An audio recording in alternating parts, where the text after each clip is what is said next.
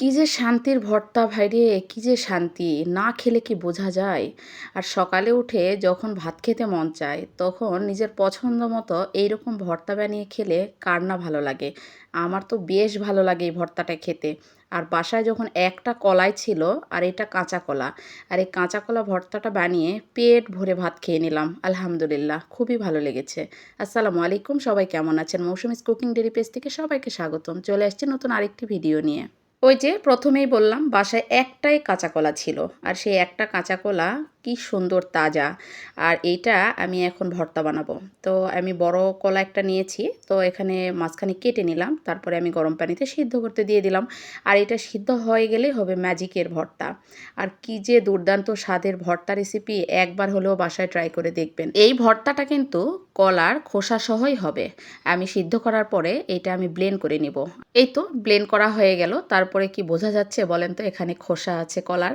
আর এখানে ব্লেন্ড করার পরে আমি এখানে পেঁয়াজ এবং কাঁচা মরিচ কেটে নিয়েছি।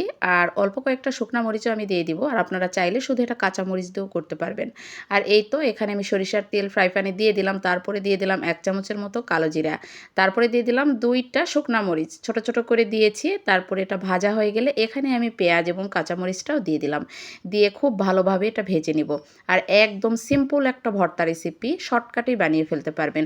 আর কাঁচা কলাটা যদি ব্লেন্ডারে ব্লেন্ড না করে যদি আপনারা শিলপাটায়ও বেটে নিতে পারেন, কিন্তু আমি এটা শর্টকাটে খুব সকালে তাড়াহুড়াই করেছি, এই জন্য আমি শিলপাটায় যাইনি, আমি এটা ব্লেন্ডারে ব্লেন্ড করে নিয়েছি।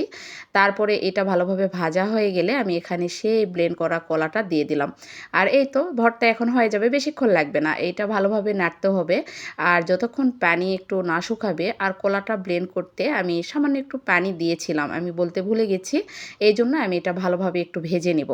এই তো ভাজা ভাজা হয়ে যাচ্ছে। আর যখন দেখবেন যে ফ্রাই প্যানের নিচে লেগে যাচ্ছে, তখন মনে করতে হবে যে ভর্তাটা হয়ে গেছে। একদম সকালে গরম ভাতের সাথে হেলদি একটা ভর্তা রেসিপি। আর যাদের পেটের সমস্যা হয়, তারা যদি এইরকমভাবে কাঁচা কলা কাঁচা মরিচ দিয়ে যদি বানিয়ে খেতে পারে, তাহলে তাদের জন্য খুবই ভালো হবে। আর আপনারা মাঝে মধ্যে এরকম কাঁচা কলা ভর্তাটা খেয়ে দেখবেন, অনেক মজা পাবেন। আর সম্ভব হলে আমার এই ভিডিও দেখে একবার হলেও ট্রাই করে দেখবেন। আর এই তো আমি ভর্তাটা একটা বাটিতে নিয়ে নিয়েছি। আর আমি বারবার একটু ভিডিও নিচ্ছিলাম, যে দেখে এতটাই লোভনীয় লাগছে যে খাইতে আর কত যে মজা। তারপরে আমি আর দেরি বেশিক্ষণ সহ্য করতে পারবো না, আমি এখন একটা প্লেটে নিয়ে ভাতটা খেয়ে ফেলবো। যারা যারা ভর্তা প্রেমী আছেন, তারা অবশ্যই ভিডিওটা দেখে একবার হলেও ট্রাই করবেন। আর এই তো বেশি কথা কিন্তু আমি আর বাড়াবো না, আমি এখন ধীরে ধীরে ভাতটা খেয়ে ফেলি। আর আপনারা পুরো ভিডিওটা দেখে নেবেন।